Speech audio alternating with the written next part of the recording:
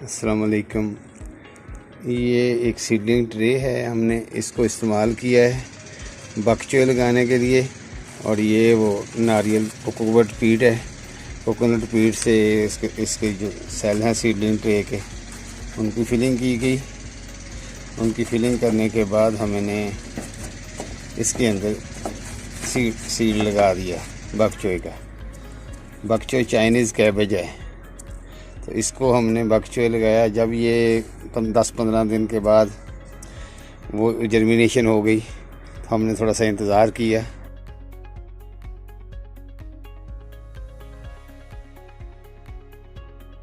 اس کے بعد اس کو ٹرانسپلانٹ کرا دیا۔ تو یہ اس طرح کی ہماری ایک کیاری ہے، اس کے اندر ہم نے لگایا اس کو۔ یہ ایک پاٹ ہے، وہ چھوٹے جو پودے تھے وہ ان کو ادھر ٹرانسپلانٹ کیا۔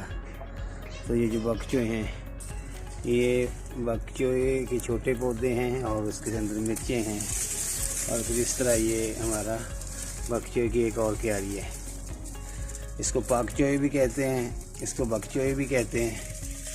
اس طرح یہ بہت ہی اچھی یہ ویجیٹیبل ہے، بہت اچھی کیبج ہے، بہت پیاری بنتی ہے۔